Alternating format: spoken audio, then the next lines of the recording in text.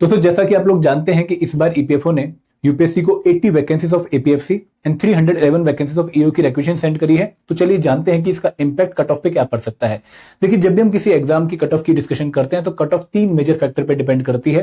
पहला फैक्टर कि कितनी वैकेंसीज के लिए एग्जाम कंडक्ट हो रहा है, दूसरा फैक्टर है कि भाई कितना डिफिकल्ट पेपर आया है, और तीसरा फैक्टर होता है कि कितने एप्लीकेंट्स ने पार्टिसिपेट किया है। अगर हम फैक्टर 2 और 3 को कांस्टेंट मान के चलें, डिफिकल्टी लेवल की बात ना करें, एप्लीकेंट्स की बात ना करें और सिर्फ वैकेंसीज का इंपैक्ट देखें कट ऑफ पे, तो इस बार हमें कट ऑफ कैसी देखने को मिल सकती है मैं आपको बताता हूं कि 2023 में वैकेंसी आई थी 159 एपीएफसी की और 2025 में आई थी 74। तो इस बार जो नंबर है वैकेंसीज का वो इंक्रीज हुआ है, लगभग 6 वैकेंसीज इंक्रीज हुई हैं, ऑलमोस्ट 8% का इंक्रीज है इन दी वैकेंसीज।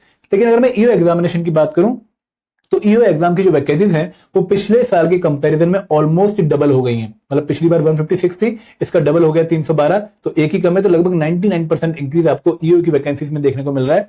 तो अगर हम बाकी फैक्टर्स को कांस्टेंट मान के चलें, क्योंकि वैकेंसीज का नंबर बढ़ गया है, 311 एपीएफसी ईओ की हो गई हैं और 80 एपीएफसी की हो गई हैं, तो जो क्वालिफाइंग कैंडिडेट है उनका नंबर बढ़ जाएगा। जैसे for example last time 156 vacancies थी ईओ की, तो लगभग 474 बच्चों को इंटरव्यू की कॉल आई है। लेकिन इस बार क्योंकि वैकेंसीज 311 हो जाएंगी, तो इंटरव्यू की कॉल वाले बच्चे का नंबर बढ़ के 1000 के आसपास हो जाएगा।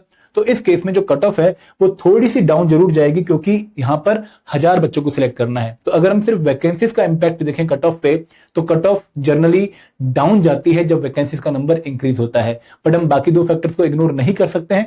अगर हम difficulty level of the paper की बात करें, तो अगर टफ पेपर आता है तो कट ऑफ ड्रॉप होती है, क्योंकि वहां पर बच्चे की जो अटेम्प्ट है वो कम हो जाते हैं और बच्चे का स्कोर भी कम हो जाता है। अगर इजियर पेपर आता है तो कट ऑफ बढ़ जाती है। सिमिलरली अगर एप्लीकेंट्स ज्यादा है, हायर कंपटीशन होता है तो कट ऑफ बढ़ती है, और अगर एप्लीकेंट्स कम है तो लोअर कंपटीशन से कट ऑफ डाउन होती है। तो ओवरऑल अगर हम सारे फैक्टर्स को जो है अकाउंट करें, तो हम यही बोलेंगे कि भाई आप लोगों की जो एक्चुअल कट ऑफ है वो कंबाइंड फैक्टर्स वैकेंसीज पे, डिफिकल्टी लेवल पे और नंबर ऑफ एप्लीकेंट पे डिपेंड करेगी।